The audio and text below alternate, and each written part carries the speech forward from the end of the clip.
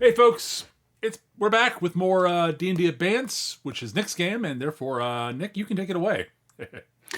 Hello, everyone. I am Nick, the GM for this campaign. And you guys, the four of you, as we are still currently without Skitch playing Tan and ours.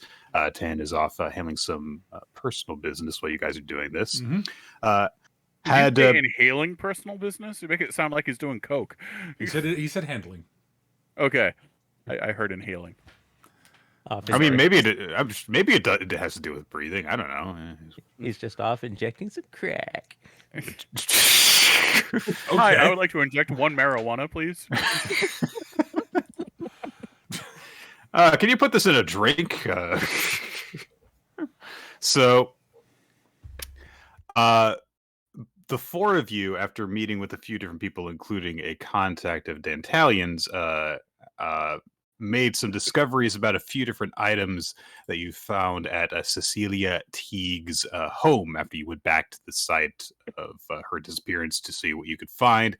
Part of it had to do with the will that you guys found. You found some mentions of a few different people there.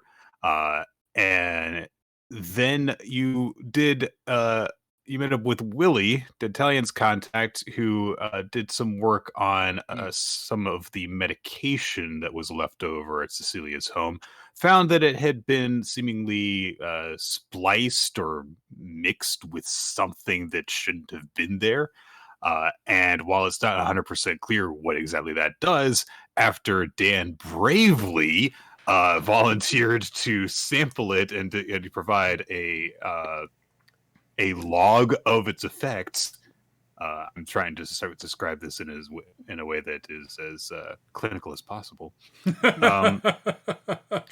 You found that it seemingly had some sort of hallucinogenic effect, which didn't really work on you, probably because y'all are dead.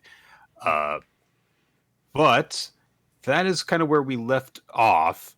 While that was going on, there were a few different other threads that you guys were also kind of putting out some feelers for, including Gideon trying to get you guys some interviews with people related to this case that you had previously encountered. You were able to talk in some detail with the accountant who had been killed in the running of a smuggling ring in the same area of Cecilia's town, Denzel Trelawney, who told you what information he could about the way that the operation was working based on the records he had had access to.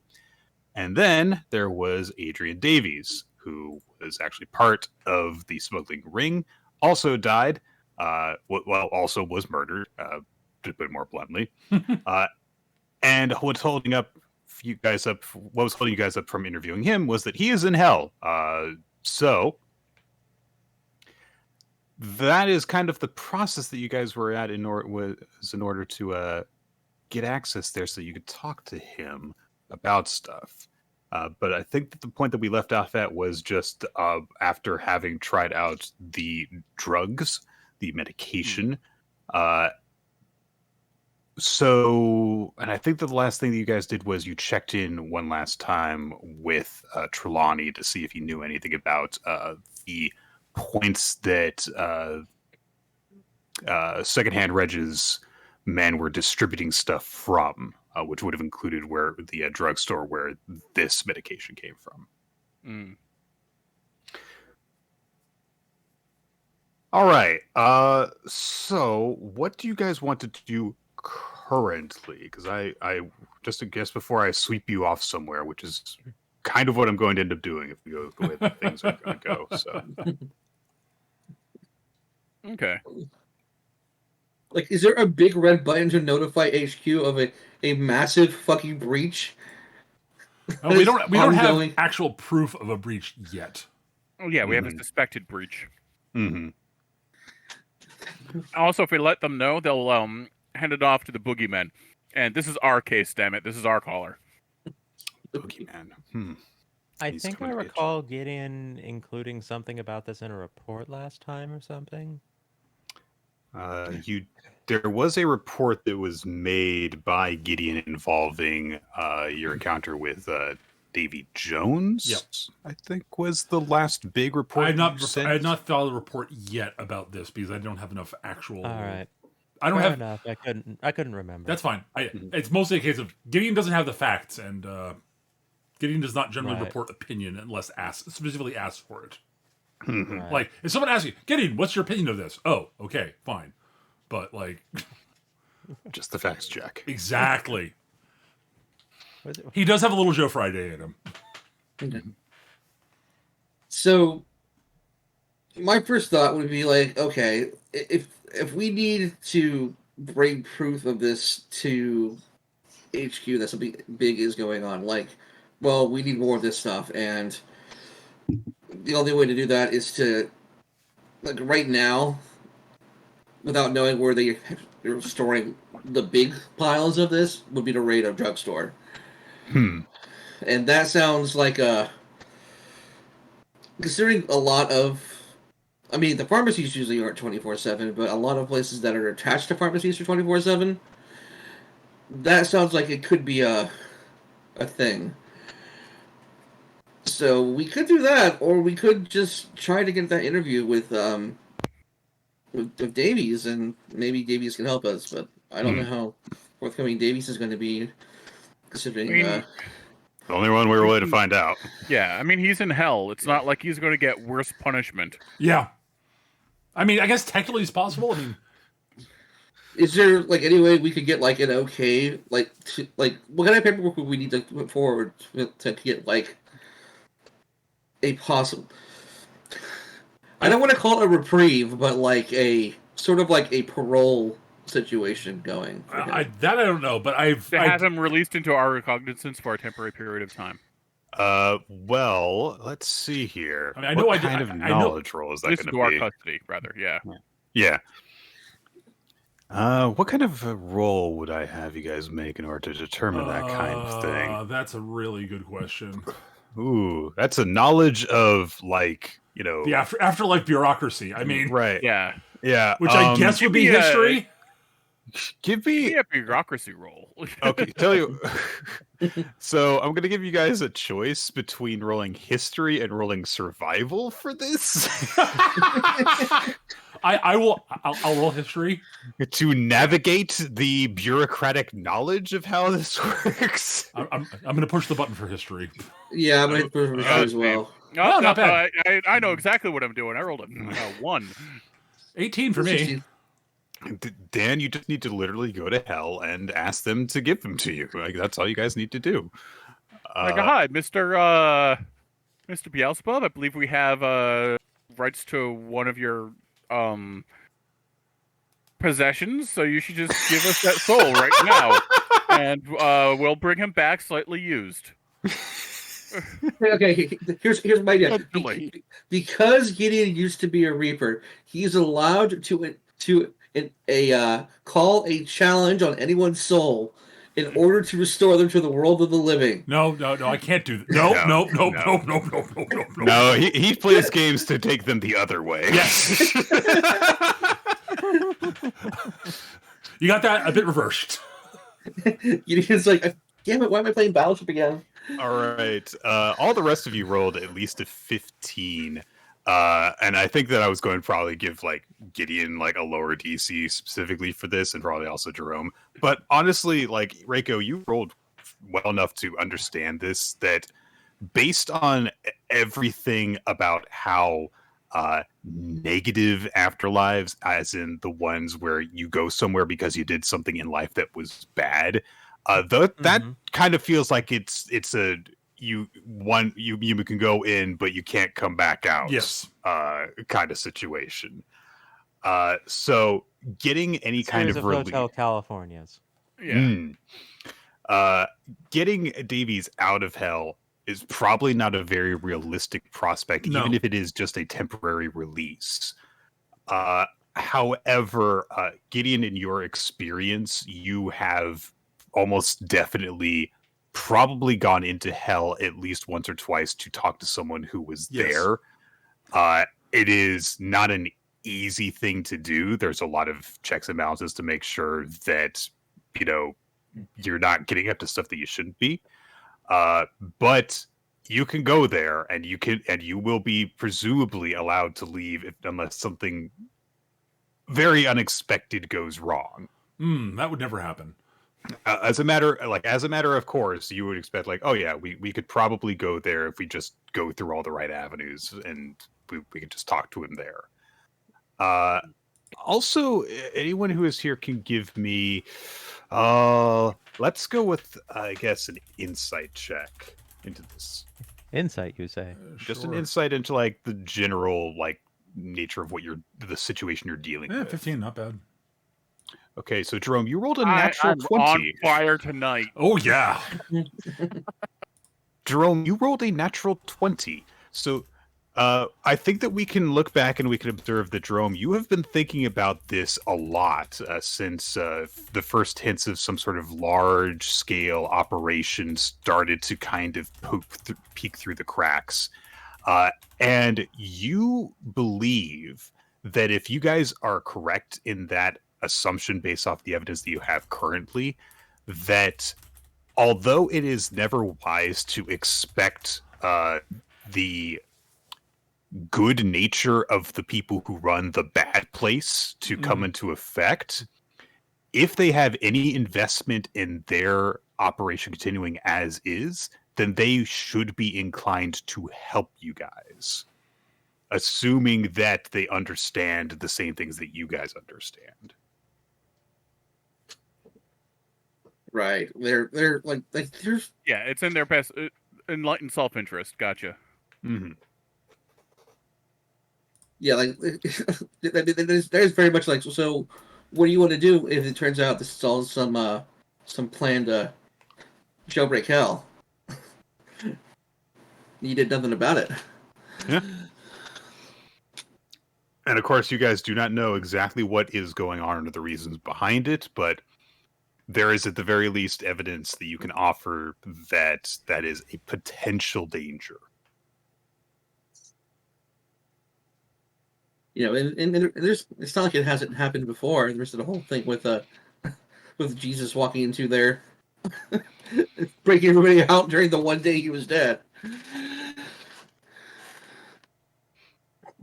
Yeah, when you contextualize that whole thing, it does really actually sound super badass, doesn't it? Yeah, he dead for 3 days. He went to hell and he broke everybody out, and that's we've killed Jesus. Wait, oh no, we killed Jesus. Just thundering at the door. Somebody beating like why does it sound like somebody's knocking on the door of a giant wooden cross? All right. Oh, that's just me. I went to Home Depot. I actually wanted a giant wooden T, but I should have specified it should have been capital instead of lowercase. That's right. Well, I'm not even gonna make that joke. So I guess the real question is then who do we talk to about getting down into hell? And that seems like something that probably only Gideon would know. Yeah, I mean, Gideon probably knows the most about this. Let's be So, in So, terms of practical considerations, is it necessary for us to go? Can we not just send a runner? If we want to ask the questions we want to ask, we have to go to hell to do it. We're is the long and short. I suspect. If you want only one person to be present there in order to ask the questions, then you can do that. If you're concerned about any encountering dangers there and stuff like that, that is a potential option. But yes, if there is something that you think that anyone else in the party might not think to ask in the heat of the moment, as the conversation is unfolding, then yeah, you'll need to be present in order to make your voice heard. Gotcha. I'll go with Gideon, just because I'm curious what my future residents will be like. I don't say this out loud. Considering what Jerome did in life, and considering what his situation is right now, I genuinely feel like it might be dangerous for him to go down. Mm-hmm. if anybody that he might have done, been involved with at some point, even just ancillary, found out he was down there and had a grudge, it would be very, very bad for him. Yes, I Okay. Legitimately, Gideon probably would probably his initial inclination would be would likely end up going alone, but would also very much recommend those who are not those who are technically still spirits who are inhabiting Limbo and not the Italian is yes, he's a auxiliary reaper, so he's probably okay, but Reiko probably shouldn't go. This is definitely a situation where the fact that on the one hand, curious, Reiko has no reason to be particularly worried about going there because this isn't her plan. This isn't where she's going on any scale, respect, or anything. But on the other hand, she is actually in metaphorical limbo, not just literal limbo. Right. It's mostly a case of Gideon is not entirely certain what happens to a soul who's sort of an inhabitant of Limbo who doesn't have sort of a fixed thing, souls doesn't have a fixed place to be, going into an afterlife of any sort. Right, exactly. I think there's also the fact that Gideon is probably sinless, being an entity of the. Gideon is not entirely certain Gideon was human ever. Yeah, Gideon was, if Gideon was never a human being, then Gideon is free of the concept of sin, and that would be a huge advantage in hell. Also, Gideon has been there and come back. Yeah, Gideon knows that I know that I can leave. I don't know about anybody else. I'm pretty sure Dan can. Pretty sure.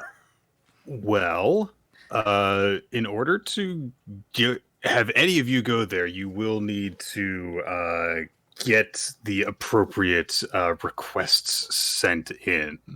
So you've kind of already started the process by requesting that you be able to talk to Adrian Davies. Yep. But there's going to need to be a follow-up on that in order to get the permission to go.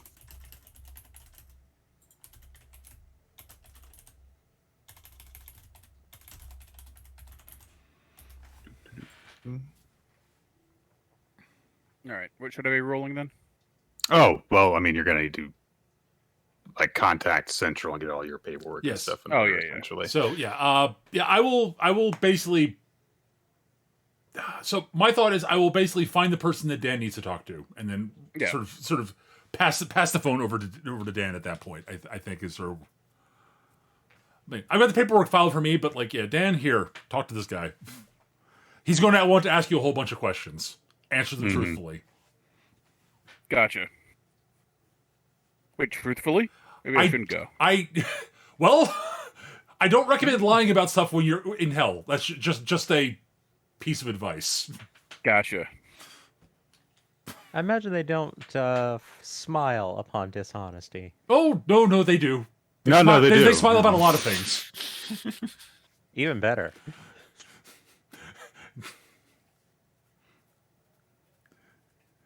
You gotta think like someone who works in hell. I try not to. You don't have to be an asshole to work here, but it really helps.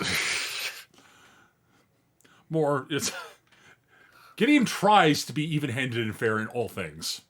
Mm-hmm. That's sort of his, his job.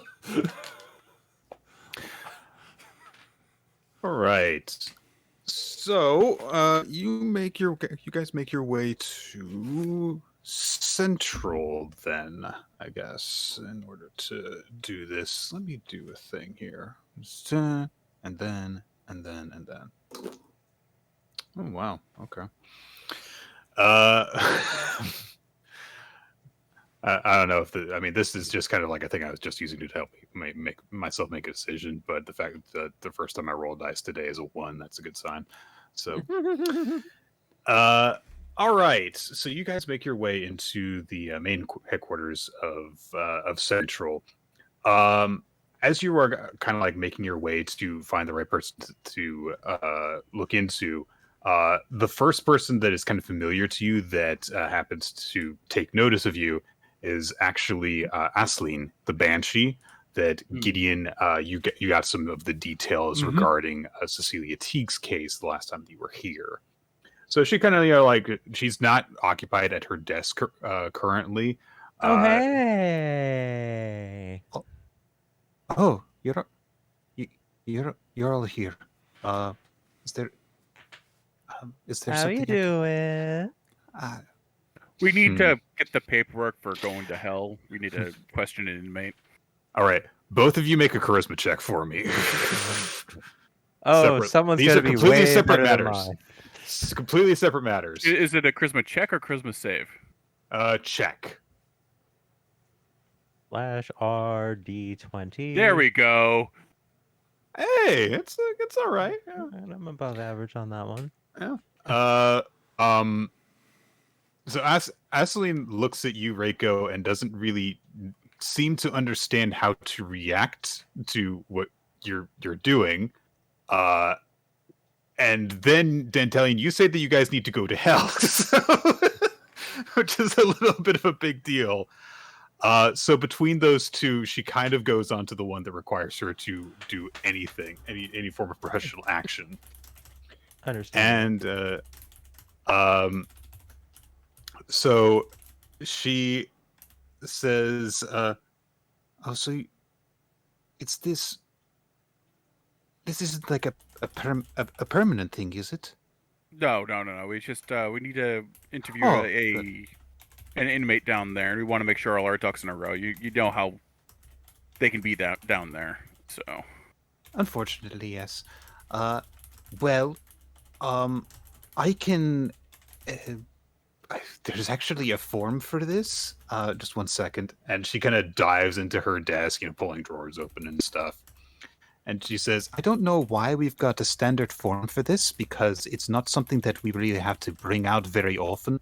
You'd think that we could just... Well, never mind." And she takes out a single sheet of paper and puts it in front of you. It's bizarrely, like, simple in terms of, like, person requesting permission for temporary entry into, and then what follows is on essentially the entire rest of the page after like I name here on the date here, and requesting temporary entry into hell / the infernal pit / Tartarus / and there's just a bunch of different names going all the way down the entire length of the page. Each with a little box to check next to them. and then a signature line at the bottom. Gideon, you have, having dealt with this before, understand that the set of releases that you will have to actually sign is considerably more robust than this. Mm-hmm. This is just the "I would like to go. Can you start the process giving me permission?" Yes. So she lays that out before right. each of the four of you. Yes, the initial request form. Yeah, Gideon kindly, very gently pushes his back, like, "I will not be in attendance for this." That is probably wise. She nods at you, and it kind of looks like questioningly, like, "So how many copies will that be then?" Well, I will need one, and I suspect Dantelian I'm going to need one. I'm not entirely certain it's a good idea for Reiko to go, but I'm content hanging around here. I see. Excellent. In that case, well, anyways, I think we only need the two. All right. So she puts those towards you. You circle the appropriate name of the underworld, fill out the bits of stuff, and give them to her. And she stands up and says, I'll be just a minute." Indeed. All right. She walks off.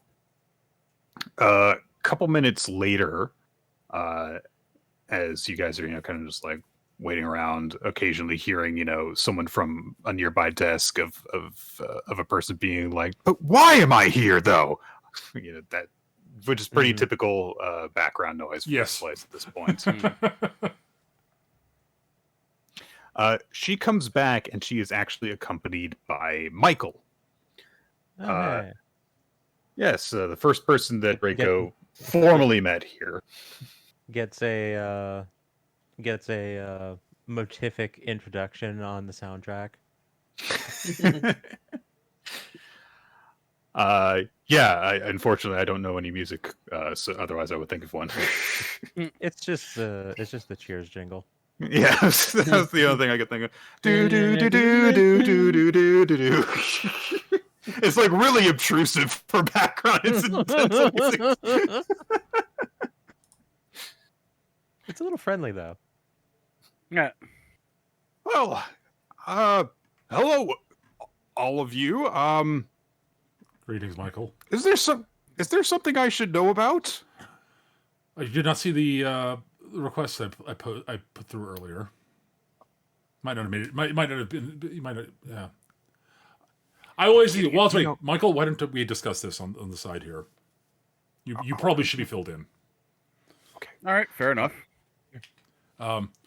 Dentalian, if she brings back more the paperwork, make sure it might be the sack might be a little higher than you're expecting. Gotcha. So I'll sort of take, like I said, I'll fill and start filling him in. All right. How much do you tell him?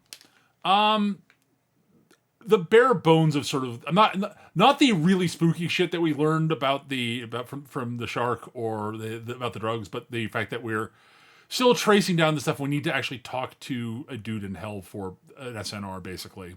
So all right. So the basic structure of everything, yes. That is obviously a lot. You are making some very important omissions from your statement to him in terms of your explanation. Yes. So what I would like you to do is, this is really more of a deception by omission, but I would like a deception check. Absolutely. Just to make sure everything about your story is consistent with the actions you're taking. I'm not. So yeah, I will say this. If it becomes obvious that I'm omitting something, I will tell him basically there are some things I can't fill you in on right now. Understood. But that will come up later. We'll see that's going to come up. I rolled an 8, and I don't really want to use the reroll here. All right. Assist. You're not really there for this. So. Yeah, that's true. You're flirting. And I'm entirely okay with just telling Michael there are things I can't really fill him in on right now. I will say that your relationship, professionally speaking, with Michael is to the point that he immediately trusts your judgment on that. Okay.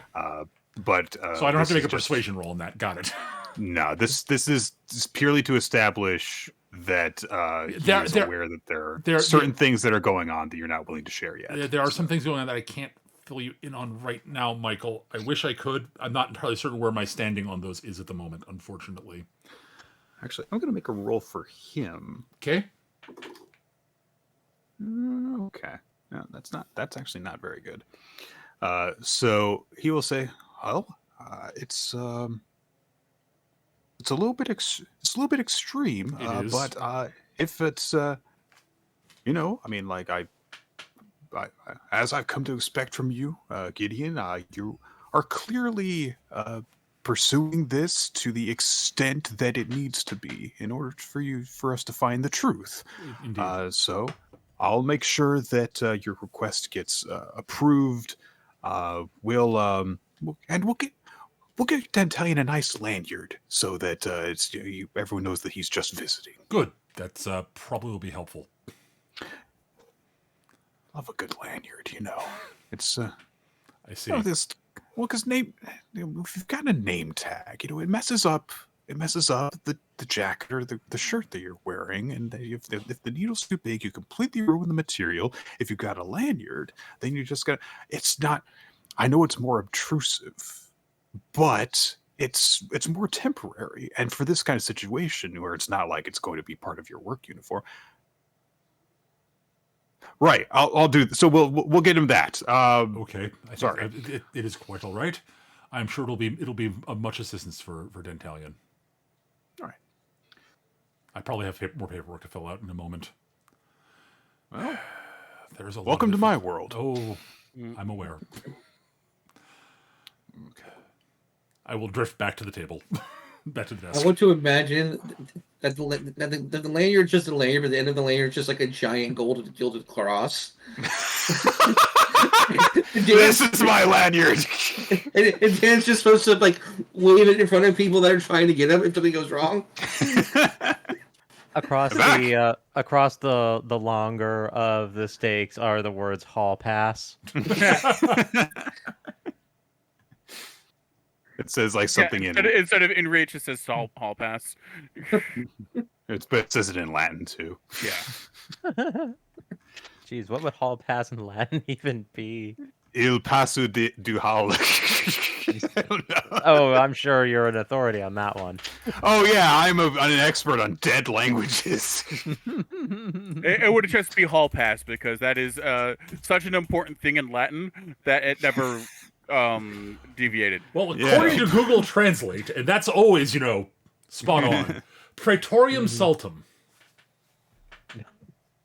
Praetorium actually sounds correct from what. Honestly, sounds kind of fucking awesome. Yeah, actually. I'm like, you know what? I'm actually in for this now. Praetor. Just saying that Google Translate is not 100% always on. That's all I'm saying. You always got to kind of like do a little bit of like actual grammar to it. So. All right.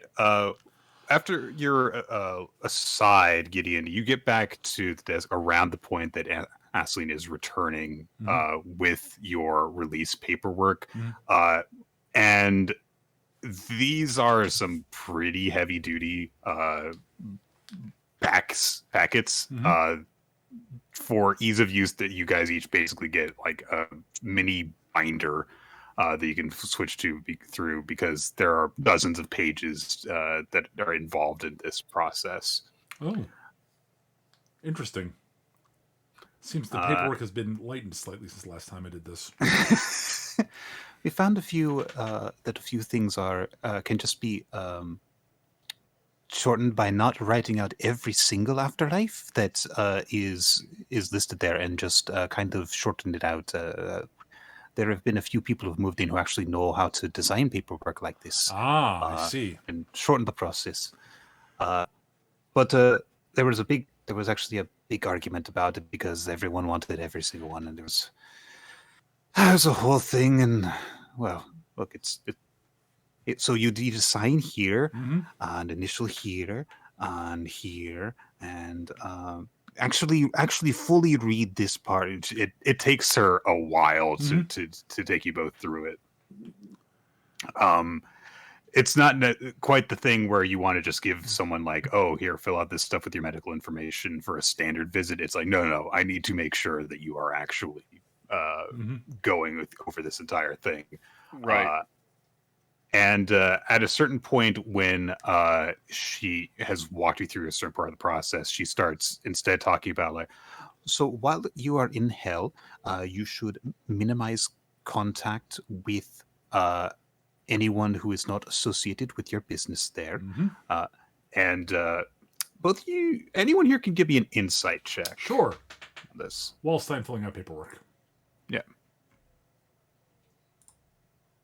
Yeah, 15. Oh boy. Okay, so Dentalion, you have a hard time listening and looking over paperwork to write and to sign and initial at the same time. Sounds exactly the way I would be reacting. Gotcha. Honestly, fully, it is a totally understandable reason why you missed this, because the language centers of the brain have difficulty coping with this stuff, two different inputs at the same time. Gideon, Enrico, and Jerome, this was not a difficult role to need to suss this out. After a little bit of this, it becomes clear that Aisling is mostly just speaking for Dantalion's benefit. All these precautions and stuff that she is giving and stuff, Gideon, you'll probably be okay no matter what. Right. Dantalion is the one who needs to try and minimize contact with the actual devils that will be around him, who may try and lure him into hell. I will register that. Look at Dantalion's eyes glazing over during all of this. Yeah. Sigh and sort of Oh my god. Make a mental note to to pass on some of this information as suggestions later. All right.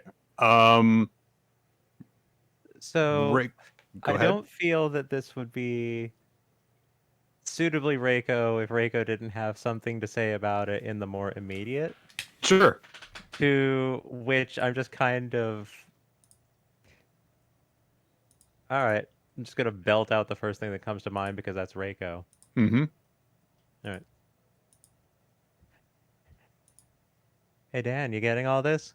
Sounds like she's talking to you. Yeah, I'm paying attention. Oh, yeah? What does it say there? Without looking. It says what it says, obviously. I mean, he's correct. Uh-huh.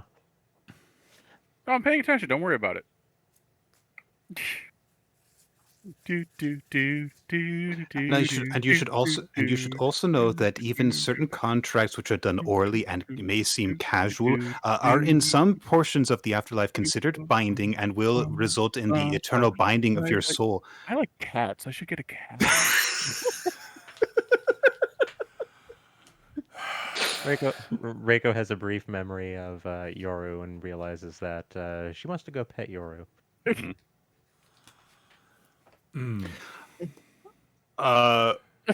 We will get to one other thing at the end of this. Aisling finishes getting you to the end of the packet. It is clear at a couple of points to some of you that she really does kind of want to raise her voice a little bit, but she can't without hurting people, so she doesn't. So she, Dantallion doesn't really listen to her, and she's like, all right. You wouldn't happen to have, say, the sort of warnings you were giving about that being down there in, say, written format, in a pamphlet or something like that? Might be handy for me to have. Oh, yes. Okay, actually, this is what we'll do here. Let me just go get it. Reiko,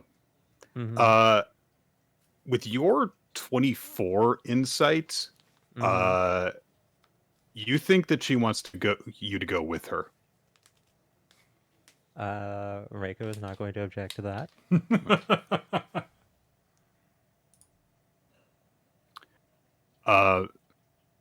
So she needs to go and get a different form. So she kind of goes back the way that she originally left off in. And she, kind of points out a couple things to you while you guys are going on your way. Pointing out and that is the division for more for it's more just kind of more like what's one of those things called, like a factory where people kind of run in and out. It's a bit more assembly line in nature. We know where someone's going, so it's just kind of a stamp, then they go off. But you for your situation and a lot of others, that's what the desks are for, to interview people. And can I ask you a question? Go right ahead. Are you? Does not seem professional to me to ask. Are you flirting with me? A little bit. Oh, okay. All right. That's actually kind of a relief, because I thought that I was making some assumptions, and that would be... that was actually really embarrassing to ask. Okay. Don't worry, honey. Oh, this doesn't make it better at all now that I know. I don't. Problem. It's just, I'm not saying it's a problem. It's just I don't know how to handle this situation.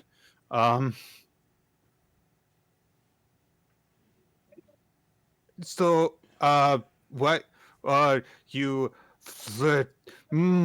What? Why are you? Why? That sounds weird too. Why are you doing that? You're cute.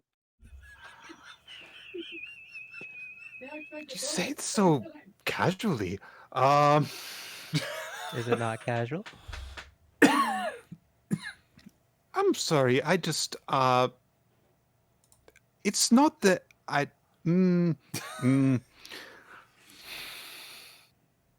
I just. Hang on. Let me see what. Okay. Reiko, give me another insight check if you can.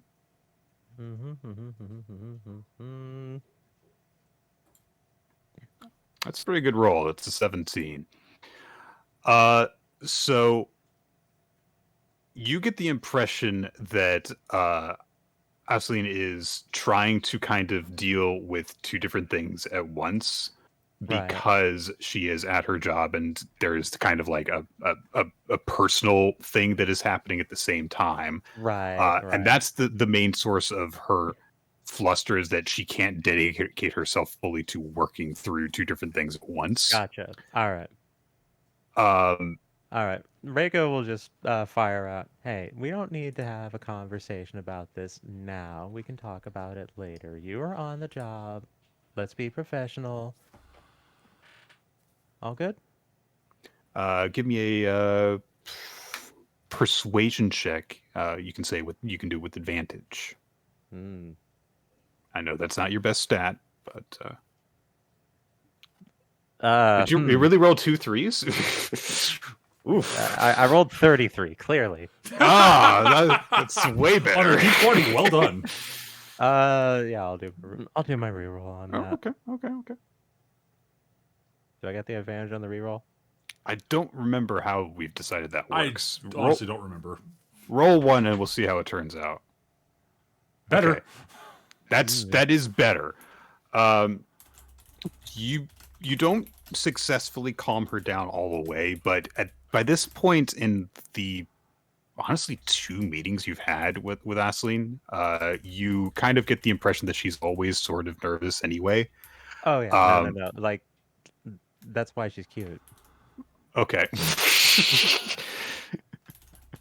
Thank you for explaining that to me. Basically, is to full on a wallflower, and she does not know how to deal with the assault that is Reiko. Reiko is like every wallflower's worst nightmare, like a socially obtuse person who is also very outgoing. Also outgoing, like it's so they just kind of instead go straight to the wallflowers and are like, "Hey, what's your deal?" Exactly. But so you saying like, okay, let's just focus on this for right now, does get her to just kind of like go to that. You don't get the impression that you do think that this is very much just a thing that is like, okay, we're just literally putting this on hold for right now. So you don't know if you've affected her overall positively or just kind of delayed that, having to deal with that. But she is at the very least focused enough now on this task that she just kind of she actually does just go ahead. That's the important part. Yeah, it's like it very much is just, we will talk about this later. Let's get business out of the way first.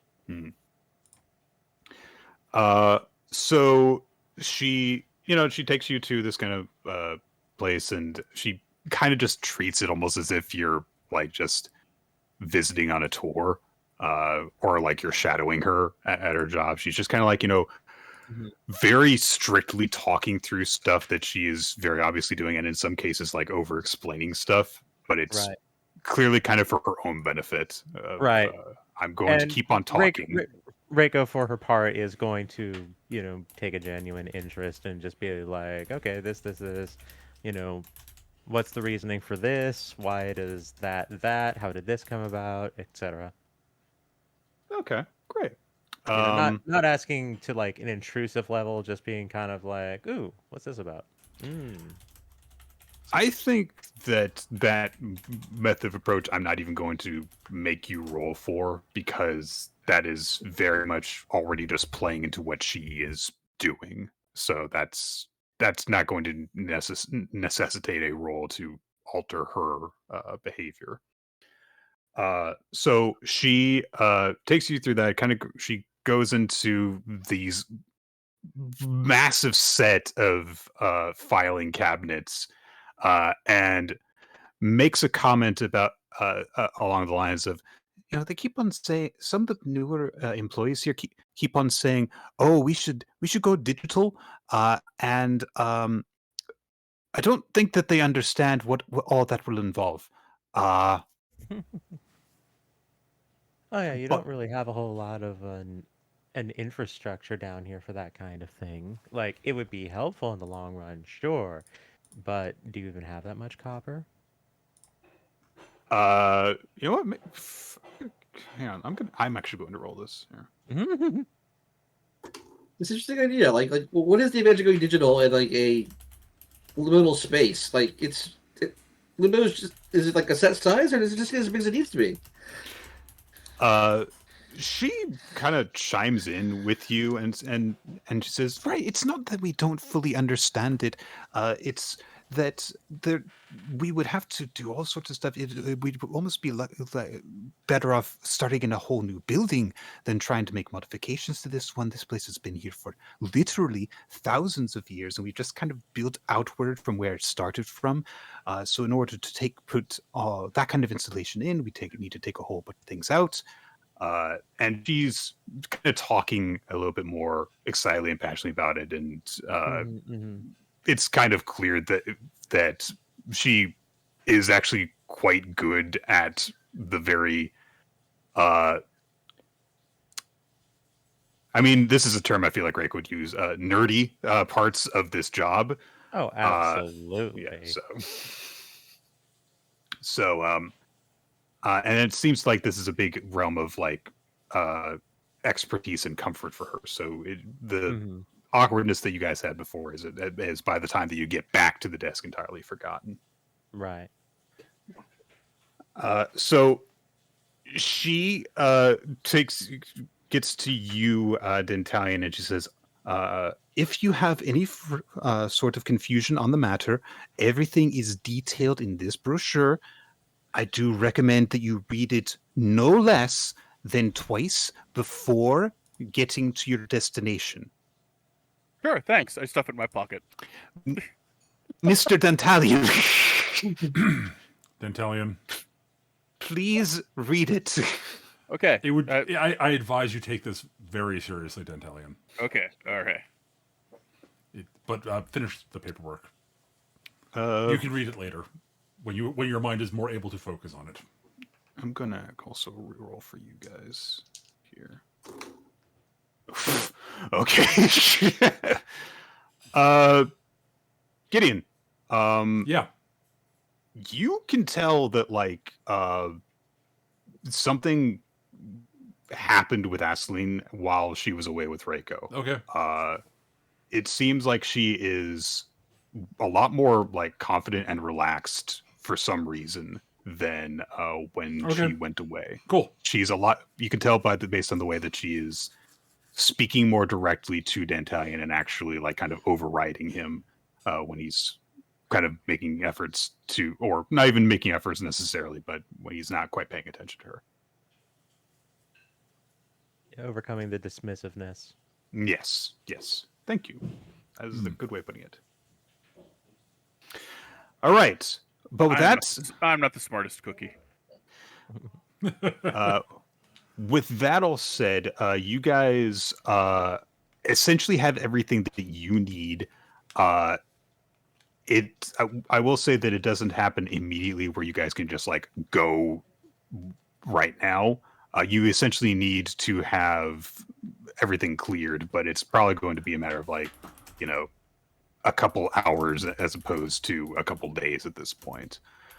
This is essentially me saying, like, okay, this is where you guys, Dan and Gideon, are going next, but you guys have a little bit of time to do other stuff if you want to do that. Right.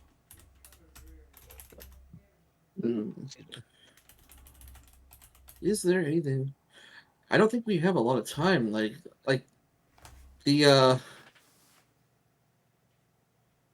like we don't have time to go off and do a side job right now because like Oh, no. that would be the thing. Like the only thing I can think of right now that's sort of a loose end right now is informing Marshall Bailey about the painting at some point, and that needs to happen sooner. I mean, we could just do that and like just not worry about him potentially getting it without us meeting him. But like, is that what we want to do? Well, what I can tell you is that painting is probably not going to get in his hands unless the person who was selling it shows up. That's true.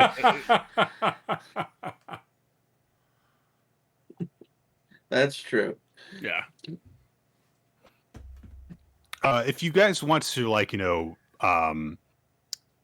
get something ready to like send out, another communique or a line of inquiry to someone, you guys can do that. But if you guys want to just jump ahead, we can jump ahead. Mm-hmm. Does anybody have any leads they want to follow? I mean, I don't know. Not off the top of my head. I'm good. All right. All right. Well, as you guys are getting set to go, Reiko, Aisling kind of like nudges a little stack of nudges her business card holder towards you a little bit before you go. Taking one of those. And Reiko will even do it in like the formal manner from Japan with like both hands at the both corners.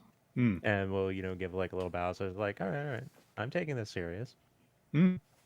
She gives you a very respectful nod and professional, professional, courteous smile.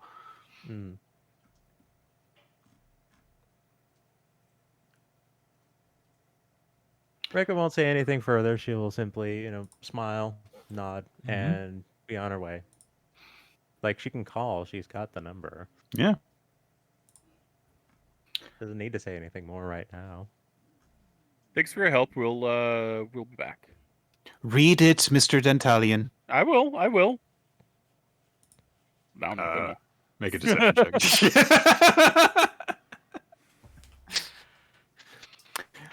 Okay. So I guess we will kind of jump ahead again a little bit. So Dan, Gideon, you're going to hell. Woo! Yep. Temporarily, hopefully. Music will be good. Yeah, I mean, one would hope so. I actually suspect it won't be. Heavy metal, it comes from hell. No. There are a lot of people who make good music who go there. It doesn't mean they actually get to enjoy good music while they're there. Yeah, true that. Think about it. It comes from hell.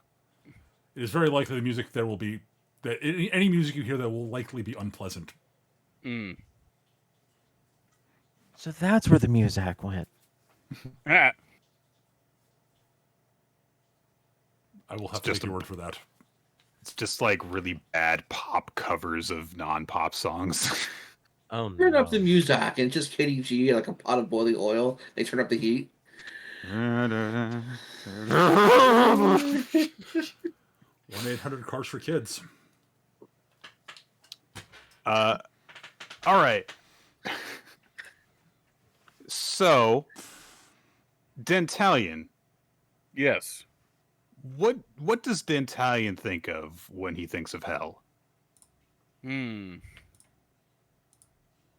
He's probably got he's probably got the primary experience you guys are going to get. Yeah, he probably has the classic fire, brimstone, whatnot going on. Okay. You guys get to travel it to the edges of Limbo and reach a form of the crossroads And then you guys go down, which is kind of a common feature of a lot of the negative afterlives that have been imagined the world before over. I forget to mention, Nick, I'm in full Reaper regalia at the moment. You are making your professional appearance. Gotcha. Well, you're making your impression appearance. Yes, yeah. I think it's kind of an important. I think it's probably a good idea. Let's just put it that way. Make it abundantly clear who and what I am. So you guys head down, and it's very classic. Like, the rocks are kind of dark reddish in hue. There's this long tunnel with the orangey glow that flickers with the licks of flames up ahead. And you come through a gate that has, abandon all hope, all ye who enter here over the top it. And there is a big flaming pit with lots of just like gouts of flame coming out of various drops. There's all sorts of cliffs and spiky cliffs. It seems like you guys are underground and yet not at the same time. And you can hear screams and moans of sadness and agony in the distance. And then you hear a brass section start to pick up. Okay. Dun dun dun da dun da dun dun dun da dun. And Holy music would be good. rising from one of the flaming pits is a red, masculine-looking figure wearing a straw hat and carrying a cane. And there are multiple smaller versions of him that are gathered around that are doing this kind of high-stepping dance in a circle on a level below him. And the figure in the straw hat lifts his head up. He has red skin and horns coming out of the top of the straw hat. And he says, "I'm Mr. Damnation, I'm Mr. Sin, I'm Mr. Hellfire, I'm Mr. Evil Within." The backup dancers start saying the same thing around him while pointing and gesturing at him in a way that indicates, "Oh, this guy is so great." Has everything turned into claymation? No, but you kind of get that vibe at the same time. Yeah. Everyone's moving a little bit more stiffly than you think that humans should. No, this is totally like Rubber Band school of animation. There's totally Flesher animation going on right now. Ooh, I like that better. Yeah, that's pretty like the frames per second of real life have dropped just a little bit while these guys are moving. He starts to descend. I'm appreciating your intro over here because anytime I think of this mythical character, I always like to imagine them just showing him going, "Hey there." I don't know why, but that's how it translates in my head. The backup dancers all get down on hands and knees to form steps for the primary dancer to descend down from his platform towards the level that you guys are at. And as he descends, he says, "They call me Lucifer, and also Old Scratch, and Beelzebub, and Satan, and the betrayer, and the usurper," and he goes on for about 5 minutes saying names. I'm very happy. I'm very happy because I wrote down I did write down Old Scratch as what I was going to call this person. I'm just over here going here's the torturous portion of this whole sequence. Him leaving the register and just talking during the whole thing. Abandons the only catchy song. Abandon all rhythm. Yeah. Interesting. But there's no cadence for someone who's got 200 names they want to go through. So interesting. It's an interesting musical choice, abandoning the rhyme scheme at the end there. That's how you know. That's the only way that you can define me, is by not being definable by rhythm or structure. Fair. Good. It is. I would hesitate to say good. Oh, Reaper Gideon and Lucifer. The devil removes his hat, leaving the horns and revealing that he has a bald head. And both of you actually give me a perception check. Sure. Real quick. Receptatron.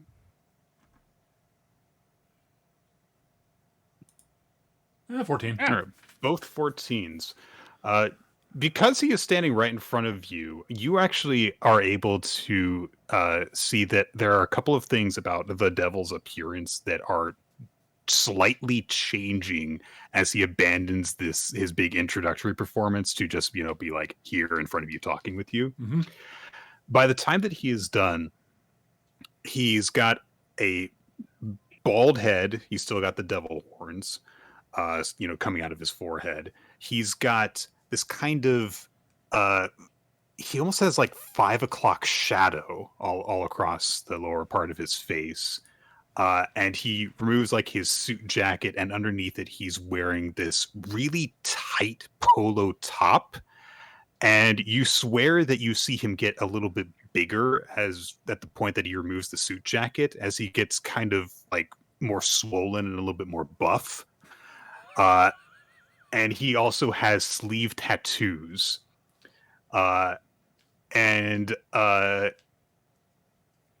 He looks at the both of you and he says, "Well, welcome to my humble abode. It's good to see you guys here. What can I do for you?" Well, we are here to interview a soul who's been rendered into your custody. Yeah, that's what I do. Get souls, put them in the pit, get my business done, go home, enjoy my 5-story house and my 5 Lamborghinis. And you can too, if you ever want to give it a try. All you got to do is have the ambition and will to realize your dreams. Lucifer, are you trying to pitch hell to me? It's not a pitch, man. It's an opportunity, and I am presenting it to you. It's a guy that goes way back with me. I want to share the wealth, my man.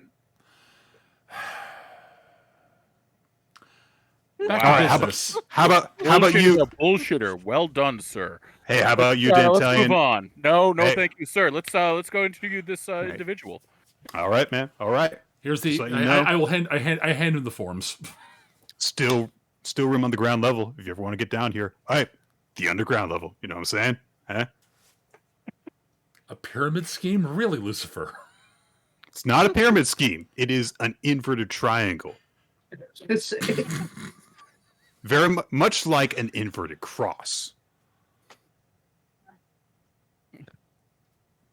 Gideon just sort of stares, sits there. Gideon actually has a look of just horrified, actual horrified sort of the hell on his face for a moment. His lack of face, I should say. It feels like he's part parody, part Camarilla. Oh, Hey. no, he is very clearly. He's very clearly aping Andrew Tate. I mean, that's obvious. Yeah.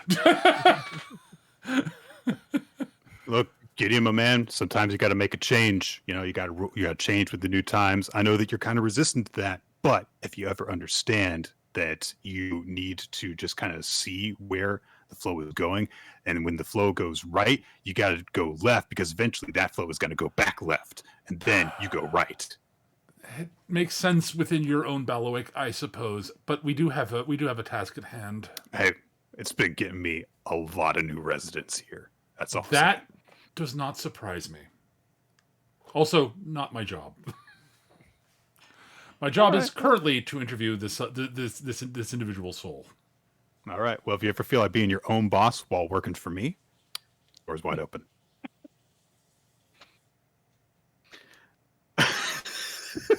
Gideon just stares at him for a minute. I feel like Gideon and Dantalian should be taking sleaze damage right now. Gideon literally just stares at Lucifer for about a minute. I was just trying to think of a way that I could do Satan differently. Oh, it's great! I love it. It's fantastic. It's not a pyramid. It's a funnel with me at the bottom, and all coming down to me. All right, so you present Lucifer with the document. He gives it a once over that you can kind of tell he isn't actually reading it. He's like, all right. I'll show you where to go. He's actually all set to see you guys. Excellent. So you can scope out some of the places we got here. You know, weird thing is, like, everyone's always like thinking about, like, oh, you know, hell, it's for sinners, and they burn down here, they get tortured for all eternity and stuff. Oh. But you know, that's just kind of like what they, you know, see in their mind's eye, and so that's kind of what happens. Yes, last time I was down here, I believe it was actually significantly colder, if I remember correctly. Ha! Yeah, that wasn't fun. Can rock, you know, when you got to bundle up for the winter, you can't rock the gun show. Know what I'm saying? Hey, Dan knows what I'm talking about. I know you got those gains in your weird shadowy masks there somewhere. So you're saying it was a cold day in hell? No, I was saying it's more like Dante's Inferno, but I was making Dante's Inferno reference. That book did in fact change a lot of people's perception of what hell was like, because Yep. So you're saying Lake this of hell is Traders, frozen all over? Frozen. Yep. Lake of Traders, all frozen. Yep. Dayton was frozen in the middle, being very upset because it was just his torso free. Yep. There may have been a reason I brought that up. I remember reading a story once where someone like goes to hell, and the person who was like, you know, the overseer of hell is like, yeah, it used to be a lot more interesting, and then that dick Dante came along, and now it's all the same stuff for people. It's all the same idea. So as he is taking you along, he's kind of, you know, like points at a few different things very casually, and you see a lot of like very classic imagery. You know, people. There's a couple of bits where you pass by someone who is like literally like there is some sort of a beast that is approaching them, getting ready to devour them, and lots of gory, over the top stuff. But there's also just a lot of people who are just kind of like sitting around, dealing with the knowledge that they're here and just having to be miserable with that for all eternity. And then there's stuff like, you know, some very classic things. There's, you know, like he literally like takes you on down this path where there's like a sign that says Sisyphus, and there is a guy who is rolling a boulder up a hill. Did you borrow him from Tartarus? Oh, see, actually, that's the beautiful thing about it, is that we have an arrangement, me and the Hades, where we all kind of like share the same space, because, you know, all of this is just like a section of it that is at once omnipresent and also divided between our territories. Yes, that makes sense. Both of you can give me an insight check as he is taking you along. I honestly very curious. Is Sisyphus happy? Give me a perception check. 11. Mediocre for me.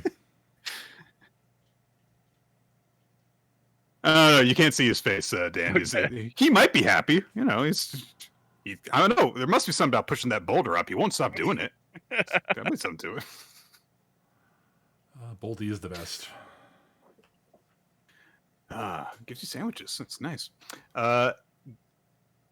So, Dantalion, you got the slightly better role here. Gideon, I think that you kind of are already aware of this, what I'm going to tell to Dan, but you're just kind of like, God, this new thing that Satan's doing is really annoying. Yes, yeah. It's like I used to like Gideon's going, I used to have like something resembling respect for him. This is just tacky. But Dantalion, you get the impression from being led through this stuff of kind of a poker player going really hard over the top so that you won't see what they're actually holding and won't think that they're hiding anything. Right. So you're not sure exactly what it is that the fallen light is trying to hide from you right now, but you get the sense that he's trying to hide something from you. You don't know if that's related to your current deal, or if it's just a matter of like, well, these guys are here, and I don't want to give away the secrets while they're on this visit, or what. But you know he's holding something back from you. So how's the daddy issues? Ha! I figured that. You know what? It's gonna throw him. You know what? First, really angry about all that stuff. But here's the thing. Every time that you encounter some sort of obstacle, that is actually an opportunity in disguise. What I eventually realized was that thing that was giving me so much pain, it was making me act out so much. Do you understand how much people act out when they've got some sort of underlying psychological issue? All I had to do was direct a little bit of that evil that people have in their darkest moments and direct it downwards to their kids. And then they grow up holding on to those things and they grow naturally. You get dollars on the penny for every time that you do it. I was actually asking about your own daddy issues. So was I!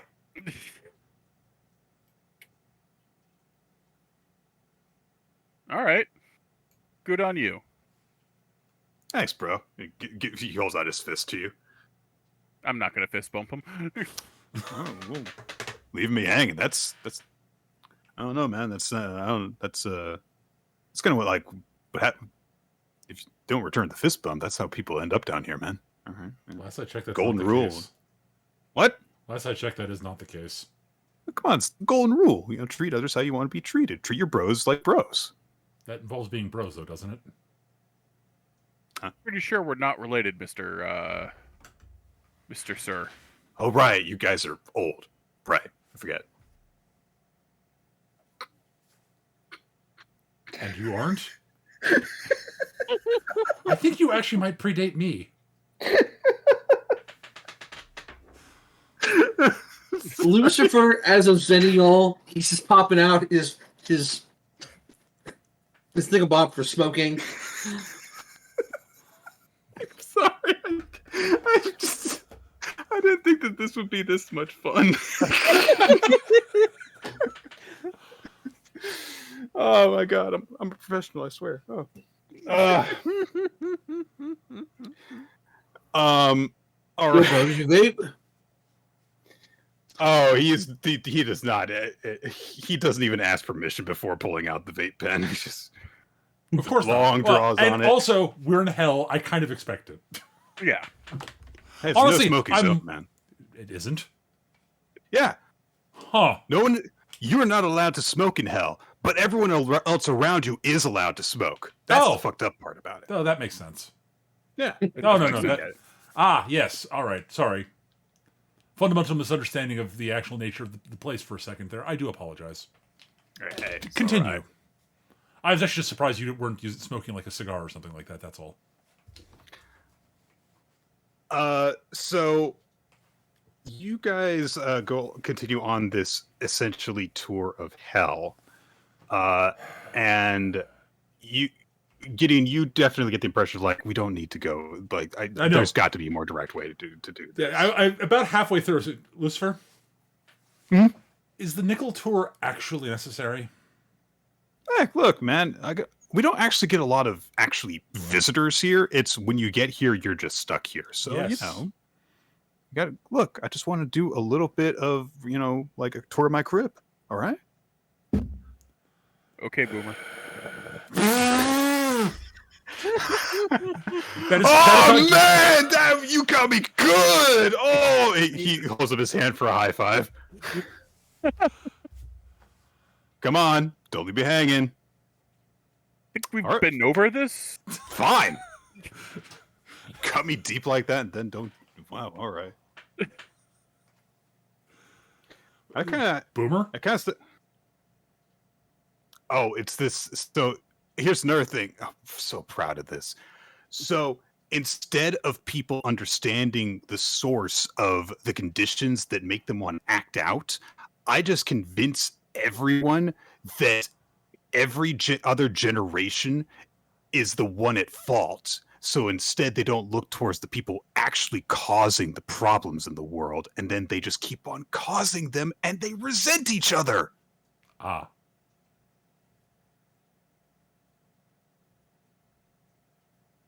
Anyways, you're no fun, man. All right, so I have been told that. Yes. Dan. Yes.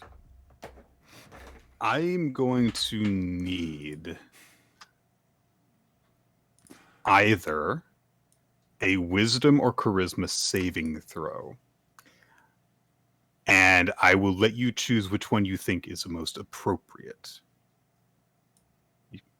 Based on whatever you want. Okay. I'm going to use my reroll there. Okay. Oh, okay. fucking come on, dice! Okay. Oh. Plus, I figured that it might be, a good idea to get Dan, like a little bit of a taste of like what he can expect once he moves down here,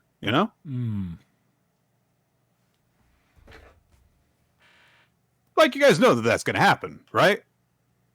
I believe that is one of the possibilities, yes. I mean, one of it is the most likely possibility, yeah. Keeping my mouth shut. I read the brochure. I pretended I didn't, but I read it. Like, fine. Here's kind of like the catch-22 of the situation that your partner is in, Gideon. He has been assigned as your partner to make up for the crimes that he committed in life, and he doesn't know what those crimes are. How messed up is that? How can he possibly start making amends for things that he doesn't even know what he did in the first place? So of course he's going to wind up down here. That's just, facts.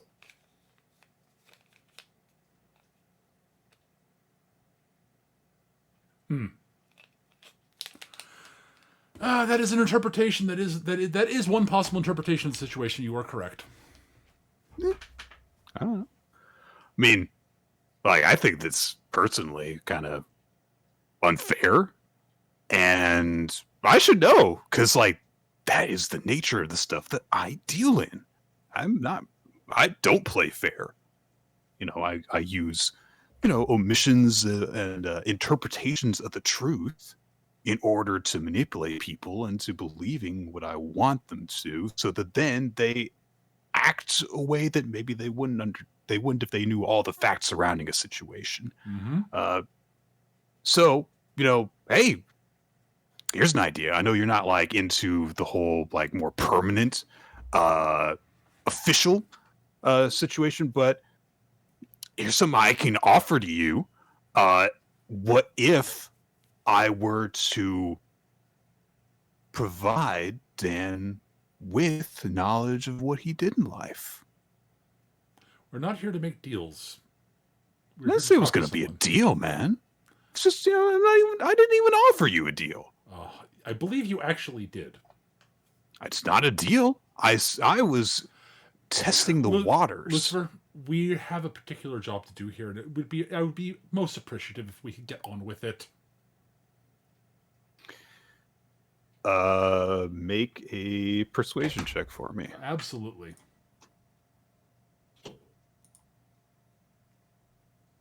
Well, that's a terrible roll. Look, we're heading to our destination right now. Just, make a conversation while we're on our way there. I don't think... Anyway, Dan, you're not really you just gotta let your partner talk for you about all this. What do you think? I'm sorry, I wasn't paying attention. I just zoned out there for a good chunk. Are we there yet? All right. I know sometimes you pay attention and you pretend you don't. Just so you know. It's always here if you want it. All right, let's get get you with your friend here. You guys arrive in a way that makes it seem as if this could have happened much sooner. Oh, you don't say. Gideon is shocked. Shocked, I say. For us being a dick, I'm shocked. I'm just amazed. Yeah. Why would he do that? All right. He pushes a door open, and immediately you guys find yourself in a place that seems very out of place with all the rest of the surroundings that we're in here. Mm-hmm. This is essentially like, a police interrogation room. I kind of was expecting this, yes. Well lit. There is, in fact, a one-way mirror on the side of the room. That honestly, like, given everything that you know about this place, is totally unnecessary, but, it matches the aesthetic, yes. So it's there. Yep. Chained to the table and looking down at his hands, like, are you sure that I need to be chained here? Like, what am I going to do? Yep. Is a large, thick-set man with a very square jaw, wearing a pretty nondescript, tattered gray jacket, and he looks up as the door opens, let you in, and he looks at the two of you, and he's like, "Oh, you actually came here? Oh, yes. Thought I was messing with me head again." For once, he wasn't. Or for once, they weren't. Old Scratch approaches the man and making finger guns and says, "Yo, Age, how's my favorite guy doing?" And he says, "Fuck off." That's my guy right there. That's my guy. All right. I will leave you guys to it. I'm just going to be over here, not listening to you. Wink. Uh-huh. And he said wink, didn't he? He absolutely said wink. He said wink instead of actually winking. Yes. That's what I thought. That sounds about right. He steps through a door that is located next to the one-way mirror and closes behind him. Mm-hmm. I will pull the chair out, pull one of the chairs out, and sit down. So,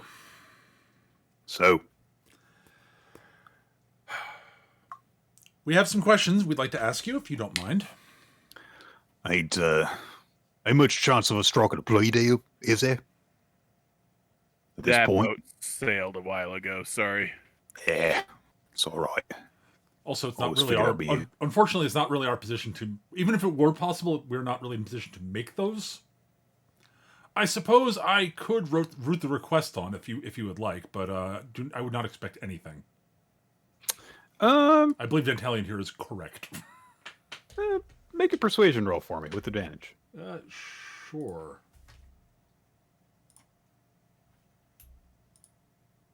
$23. You do see a little bit of a change in Davy's demeanor, as a genuine offer of like legitimate assistance comes as a little bit of a surprise to him, just because, since he wound up here, it's been all false promises or just continuous, reiterations that he deserves to be here. Yep. So he says, "I'll appreciate that." Indeed. And so I know you don't want to talk to me. What you want to know? Primarily about your former employer. Oh, Reg? secondhand Reg. Yes. Yeah. All right. What you want to know? Basically anything, as much as we can find out about him and his operation with the pills and such. Pills? Yes. Well, let's see. And where we could probably find him.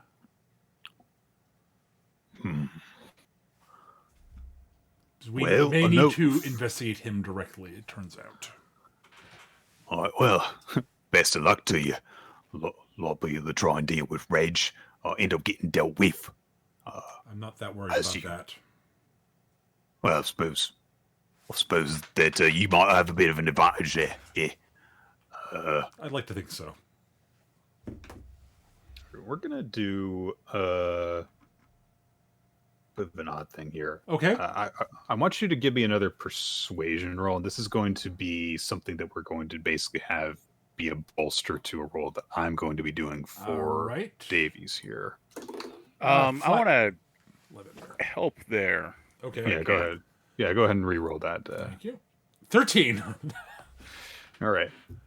Being carried by the fact this is my best stat a little bit. Yeah. Adrian Davies, you can tell from the way that he's talking and he's, searching through his memory that he is doing his best to provide you what information that he can. You learn from it that his position within the organization was not one that by nature would make him privy to certain things that Reg was trying to accomplish, as in what did we do with each thing? Who were the planned, people that we were selling to, etc. However, by nature of being around the operation for as long as he was, he can tell you a lot in terms of locations, where they were operating out of, some of the places that were essentially their money laundering outlets in certain locations. And that does kind of expand the web that you guys were working on previously. He also is able to give you a bit of a timeline in terms of, okay, in this month we were here, in this month we were here, and he tries to go through that in as much detail as he can recall. Mm-hmm. Which goes back to... Yeah, by the way, Gideon produces a sort of a never-ending piece of parchment and a quill and a pen. A quill and a quill. Nice. Scribble. And he goes back over about... He manages to get to about 4 or 5 months ago in terms of where they were before then having to kind of go to really, really broad strokes because it breaches the edges of his memory. And I think that we just kind of from here to there, kind of making the same rounds most of the time. I was trying to get to the same place at least once every 2 or 3 months. Make sure things were staying operational, working as it was planned to be. He also gives he lets you guys know that he thinks that the business that he was involved in predates his time with the Scuttlers. Okay. Which started about 3 years ago. Mm-hmm. But he is able to tell you, in addition to that the operation changed at a certain point while he was there. And this is what he says. He says, one of the things that me and some of the other lads would be tasked with doing, in addition to just working security on whenever there was a shipment, escorting the product to where it needed to go, was there'll be times when he would ask us to do a bit of, more active sentry work. I'm not sure exactly what we was trying to accomplish, but he would have us go out into certain neighborhood corners, usually somewhere pretty close to the business, the place that the drugs was going through, to get out to the public, to get to the customer. And he would just have us keep an eye on things. And if anything weird happened, we was to try and look into it and cover it up before the cops, any law enforcement would get to the scene, so that we would have knowledge of it and be able to cover up. I got the impression that maybe he was worried about if someone was trying to maybe sell it on the side, pocketing the profits instead of getting back to him, maybe. But at a certain point, starting 9 months, 6 months, a year, somewhere in that time, he stopped having us do that. And a few of us were wondering, like, well, Reg, why is this not? Do we not need to do this anymore? And he said, "Well, it's not a problem. Don't need to look out for that. It's taken care of." He said. Ah, I see.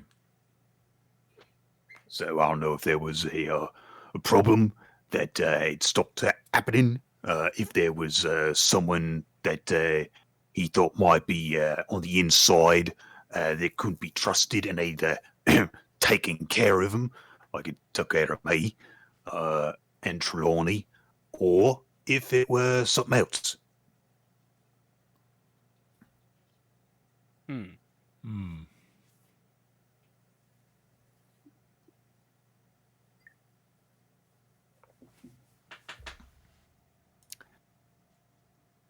Do you know what went in the pills? I'm gonna roll. I haven't got a clue. Listen, man, I'm not.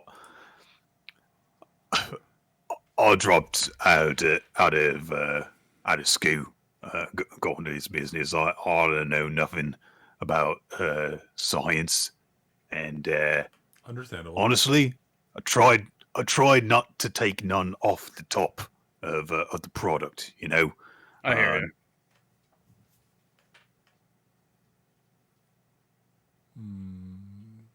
Reg, sorry, Davies. Yeah. Do you happen to have any idea of where the pills were being manufactured? Ooh, okay. And if not, maybe a point where we could find some information about that. All right. I'm going to have this treated as if you're giving him the help action.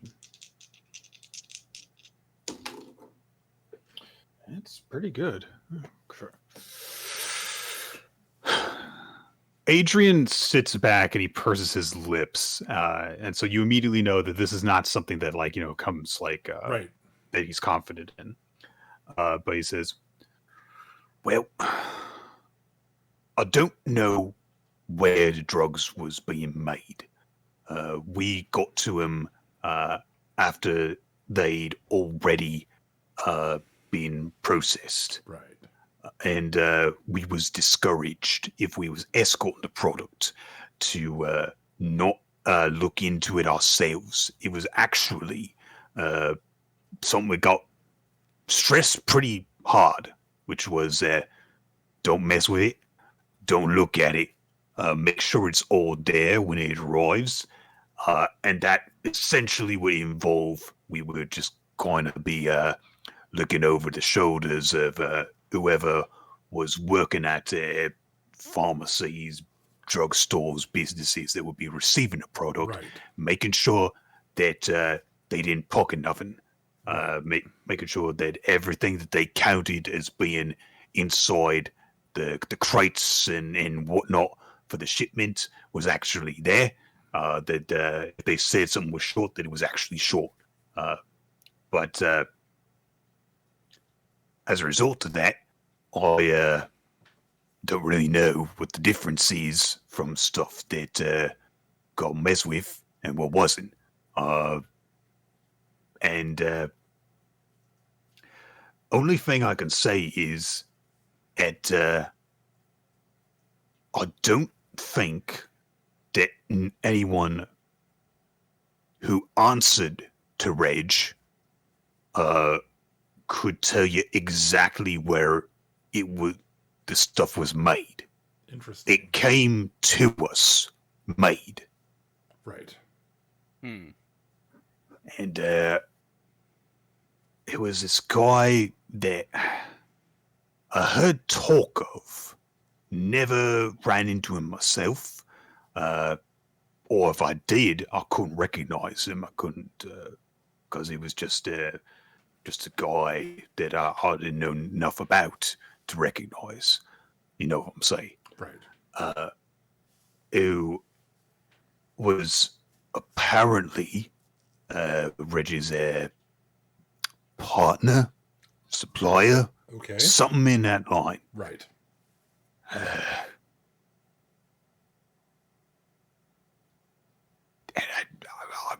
don't know enough about him. Reg didn't talk about him, and I think that was because he didn't want to be talked about. Right. Of course. Right. All right. So what? All you know is that Reg had a partner or a supplier. You're just not sure. Don't have any details about said partner or supplier. Is what you're saying correct? There was any rumors? There was rumors. Okay. People said reason that he was so secretive was because he had a more friendly face he'd like to convey to the public. Mm-hmm. If you catch my meaning. I think I do. Right. So fewer people who knew he was associated with criminal lowlifes, particularly in a ring like Regis, where we would get brought in for interrogation all the time in case there was anyone who was in trouble for anything. Wanted to minimize the chances that anyone knew that he was working with us, right, or we were working for him, or he was working for us, or whatever the relationship was. But one more thing, which was clear, even getting away from what I heard in rumors, it's just, obvious from the scale of things we was dealing with. This guy must have had resources, had to be some kind of wealthy, whether that was to do with other criminals that he may have been dealing with elsewhere that we just didn't hear about, or if it were, more legitimate means that gave him that wealth. Or maybe he was just some bloke who got lucky, came out of the right woman's vag, and so was born into it.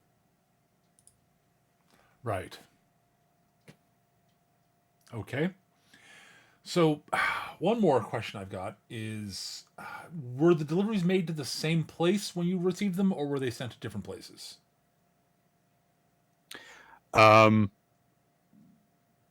you clarify that? Because I mean, so basically, when they picked up the deliveries, did they pick them up from the same sort of? Was the deliveries made to the same place, or did they have different places where they picked up the deliveries from the supplier? I'm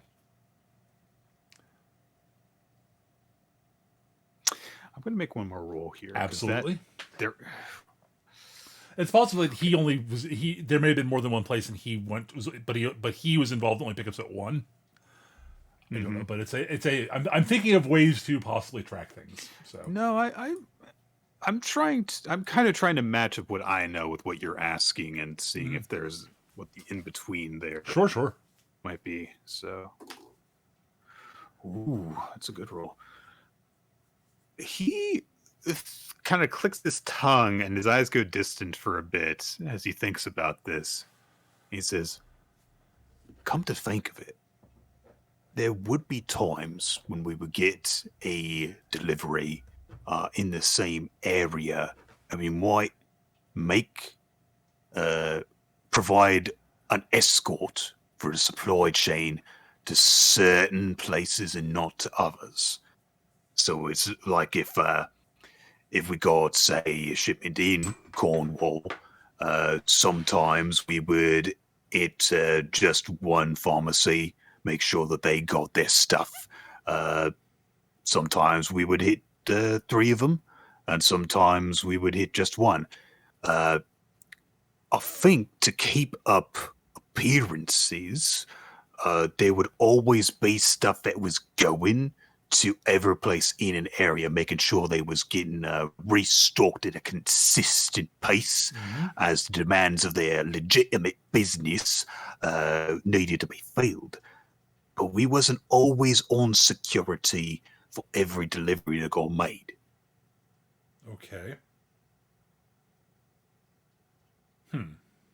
In other words, maybe the stuff that were tampered with didn't always go to the same places. Okay.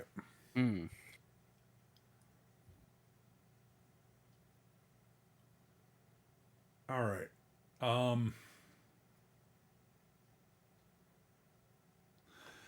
right. I'm thinking I did not ask that the way I meant to ask that, I think. So Okay, well, this is on me, I think. All right. So basically I'm trying to reverse engineer the supply chain. And I'm trying to see where they since they're not the ones who made the stuff. They had to receive the stuff at some point. I'm trying to figure out if the point they received it at was consistent, or if there were multiple points they received it at, or if there was never a consistent point at all. We would not always get stuff handed off to us in the same place. Okay. Sometimes it came from one location and sometimes from another. We only really had 2 or 3 pickup locations, though. What were they? Most of the time, we were entrusted with making the transport through the country ourselves. Right. Where were those those pickup locations? He knows that very well, and he can provide them for Excellent. you. I don't know the geography enough to tell you myself. That's not important. Yeah.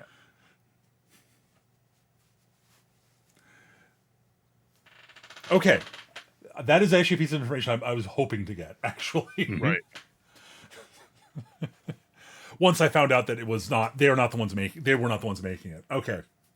Is it the same crew that always drops it off? No. It was I was there for some of the pickups, and it seems like there was a rotating crew of some kind. There were some faces that I grew to be a little bit familiar with. You know, you're doing the same thing for 3 years. Even if you see one guy only once every 6 months, you eventually recognize him. Right. But it wasn't guaranteed to always be the same crew that was making the drop. For that matter, not always the same crew making the same pickup. And I can also tell you, which was very secretive about the schedule. Nobody knew exactly when or where we was going to get something and need to take it to a new place. Right. He kept that tight to his chest and only told us within days of us having to do it. Right.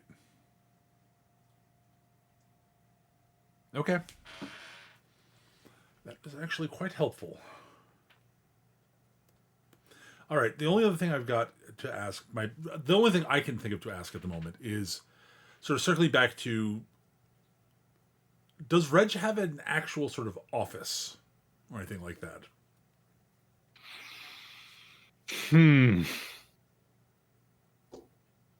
Or a central sort of, a place he's more likely to be found in general.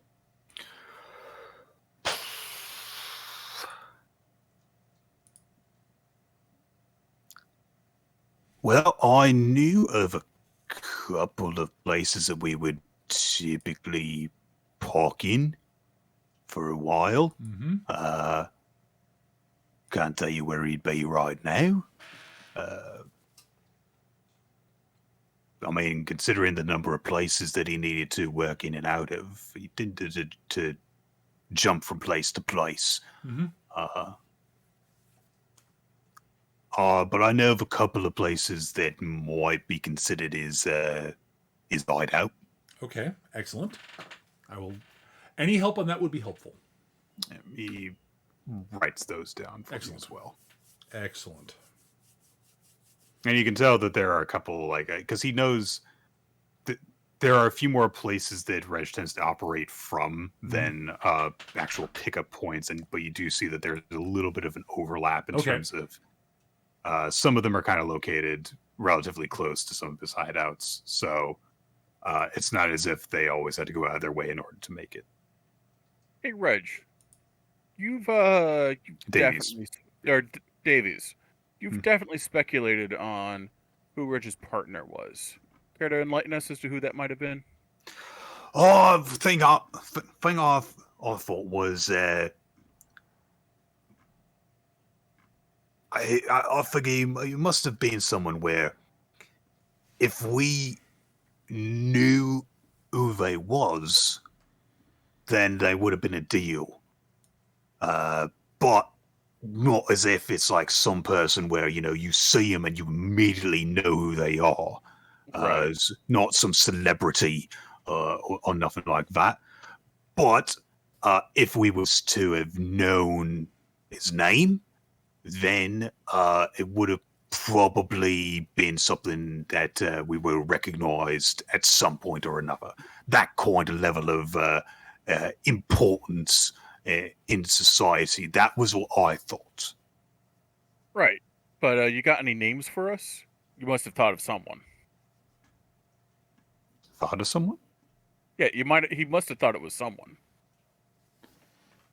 In particular. Come on, you had to have tried to figure it out on yourself, even if you never talked to anyone about it. Make a persuasion check for me. Persuasion. Okay.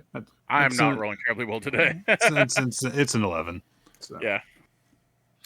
It's like, well, of course I thought about it.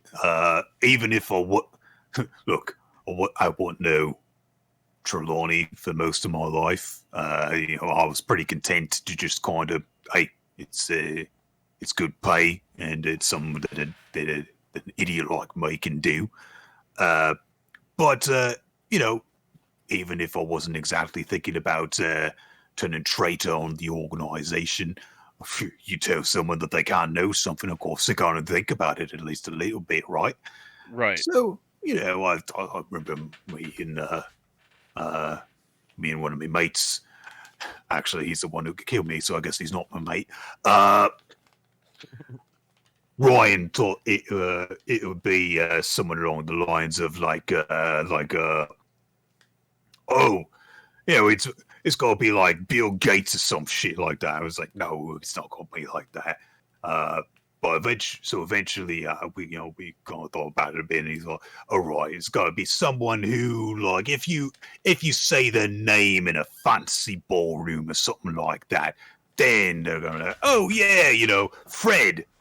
It won't be called Fred because they're too fancy for that shit. Frederick. But yeah, Frederick. You say their name like that, then a bunch of the people are like, oh yes, I know who that is. But us and the barrel scrapings, it's gonna probably be nothing to us. Okay. I see. Okay, so interesting. All right. By the way, for anybody else, am I forgetting anything that I was going to ask him that I mentioned before? Because I very well might be forgetting something. I don't think I am, but I want to double check. Yes, some associations. Yes, about the stockpiles. Yes, about what it is. Yes, about who's behind it. Yes, about regs. I think those are the main questions. Yeah. Yeah, I think that's basically everything. So yeah. I can't think of anything else off the top of my head. So each of you give me a raw intelligence check. All right, sure, I can do that. I don't know if this is necessarily going to be a big thing, but I feel like it might be helpful. No, I will not. Okay. I rolled a 4. All right, Dan. All right, I actually rolled it decently. Hooray for me. Okay, so Dan, I will remind you that You have not mentioned anyone specifically that is related to this drug thing in terms of who has been affected by it. What was the artist's name? Cecilia something. Cecilia Teague. Teague. Did you know Cecilia Teague was taking your meds? Let me see if I know if he knows who that is. Who's that? All right. Oh, so it's someone was so you know one of the people who was taking the drugs, the altered medications. Yeah. Right. Okay. They're one of the souls we are trying to investigate and find. Oh. Oh. I guess that makes sense. So that's why you're interested in all this, then. Yeah. Okay. Yes, that is what has led us into this. Yes. Right. Okay. And you're not you're not aware of this of Miss Teague. Nah. Who is she? It turns out she is an artist from Cornwall. Artist. Yes, painter. Cornwall. All right. So all right. You were looking into her, and then you kind of came across me in Cornwall because we were looking into hauntings. Right. Okay. Okay. Well, back when we was actually doing the stakeouts, we did do a couple in Cornwall. Mm-hmm. Come to think of it, we did one out in the field somewhere. Didn't seem like it was all that close to the places we was actually distributing the drugs. And they took us off that.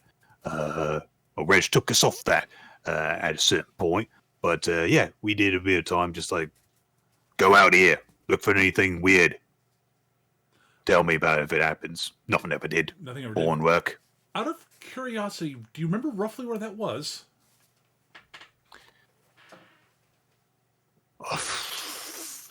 Asking me to describe some sort of field in the middle of nowhere, or I'm from London, lad. It's just a field in general. Okay, that's fine. I was if there was anything notable in the area, I was hoping you might have seen if there had been anything notable in the area, but if there's not, that's fine. Grass, trees, bird shit. Yeah, that's sort of what I was expecting. Yeah. It wasn't anywhere near and I give Teague's address to him. Wasn't anywhere near there, was it?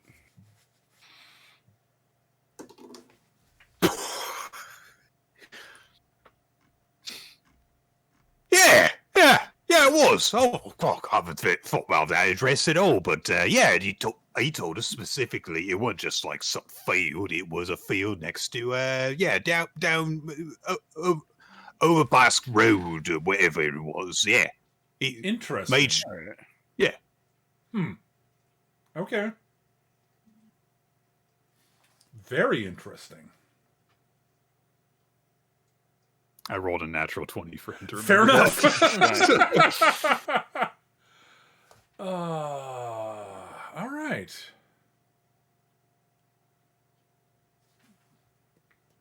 Well, that is definitely interesting. All right. You never took any of the drugs yourself, did you? Just, test them out? Look, I said I'd try not to take any off the top. At one point or another, I'm sure, yeah, we probably tried some. Here's the problem, though. I had no idea which ones were laced with the stuff and which ones weren't. So, might have just taken an aspirin. Gotcha.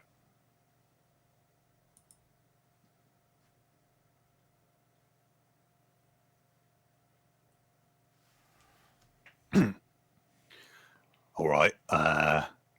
Anything else I can help you with? I think that is going to be it. I'm sorry. I'm sure this has been a pleasant reprieve. Yeah. It's even if nothing comes of it, it's nice to have a feeling that I can do something to affect change still. Yes. That's been one of the big problems. Is that well, I'm here now, and there ain't nothing I can do about it. So yeah, I don't expect nothing to really change for me at this point. It's all right. I did some unforgivable things, and I know that.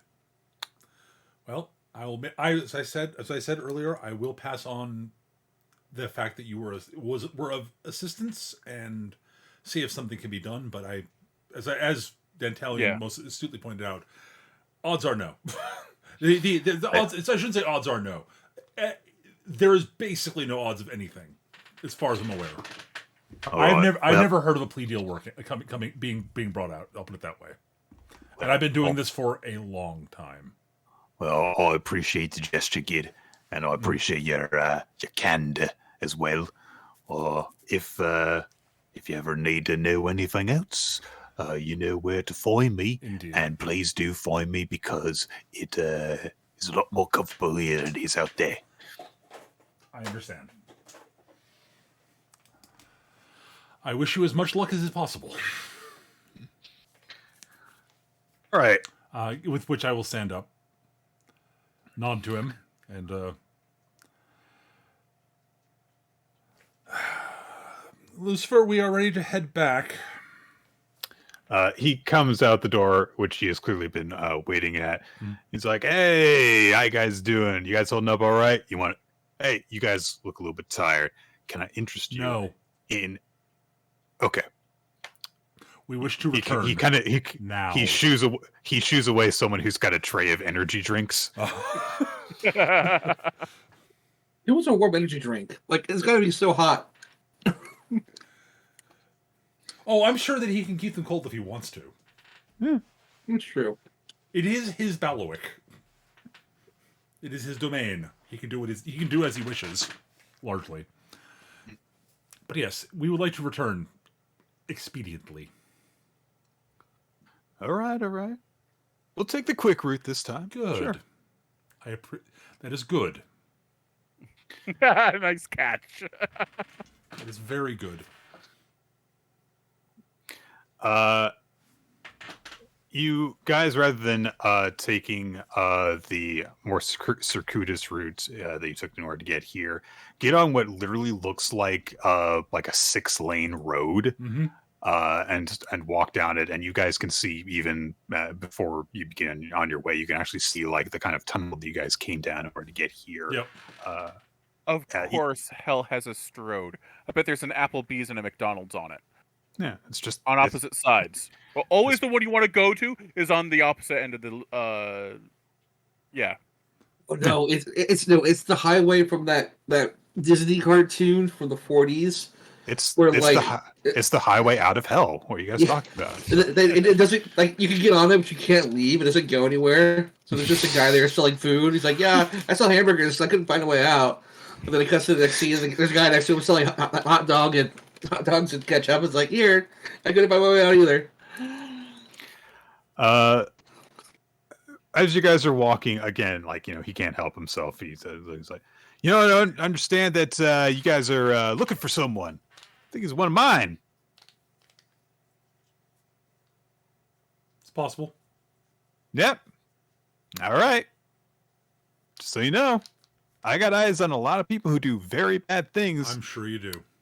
Could probably tell you where they are. Mm-hmm.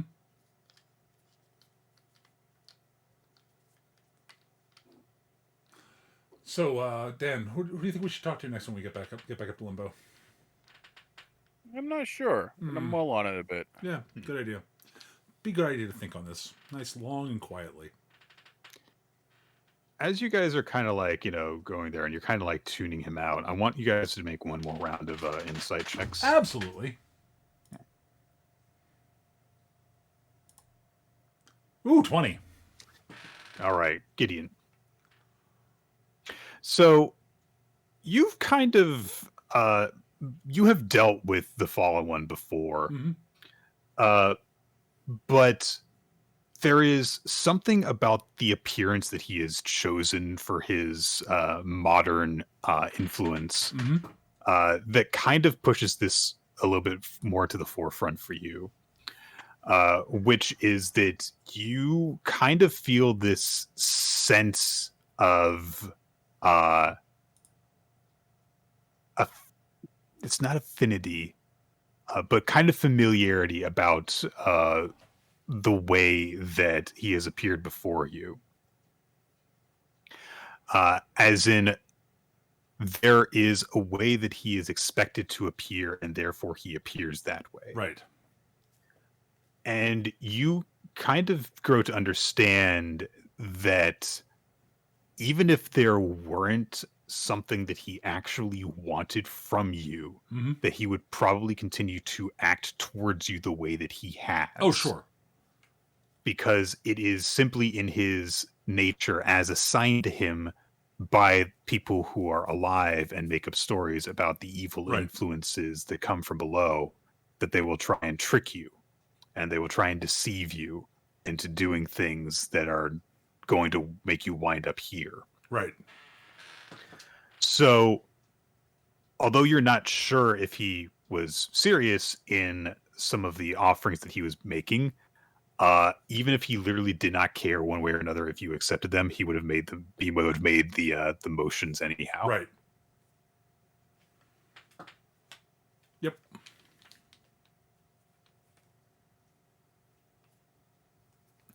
And Good to know. Dan, you don't have quite as deep an insight, but you can tell as well that the devil apparently didn't have very long-standing interest in you, because he just doesn't like bring up any of the offers that he was making before. Yep. So either he would just accepted that you guys weren't interested, or he's willing to sit on them, or he didn't actually care to begin with.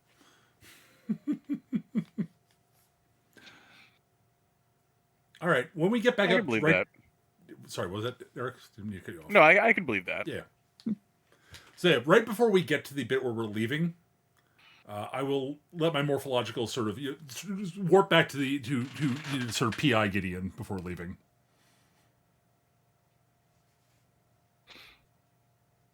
Oh, we're changing? We're doing changing right now? Okay. Well, no, I'm heading back to where He's dressed as Sherlock Holmes now.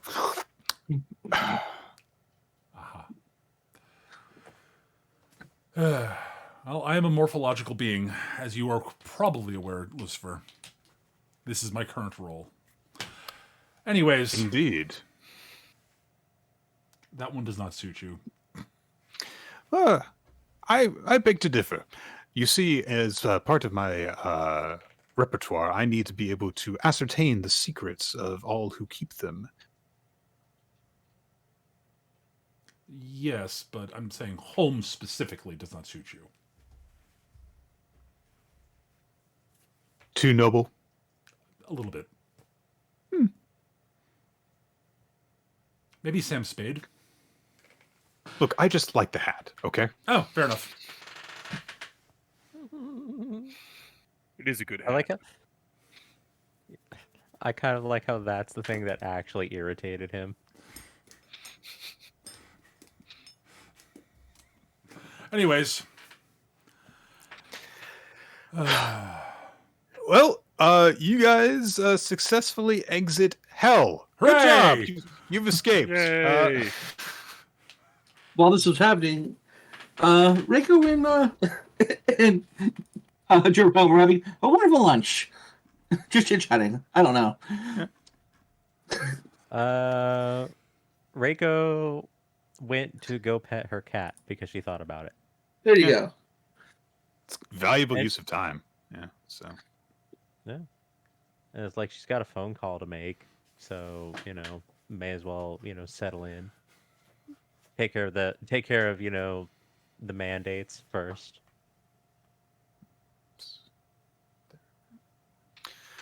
All right. I think that we are approaching the end here. Mm-hmm. I have a wild thing since Jerome wasn't there. And this is just me being weird and possibly picking up a thing. Well, that's as we were talking about earlier, that hasn't really led you astray thus far. So Yeah. have the when they regale us this story. Okay. Jerome happens to like things like energy drinks. He offered you energy drinks. No. No. No. I'm like, maybe that's why. That was a thing that I was doing because Manosphere people always have some sort of energy drink or supplement or whatever. Okay. Yeah. I was like, it's unrelated to the energy drinks that you saw at the gas station, the convenience store. I'm like, is that how they infected him? Like, no. I'm growing the conspiracy in my head. It was boner pills. Charlie, settle down. It's like, let me just get out in front of that. No, I was just joking around. No, Ash, no, stop.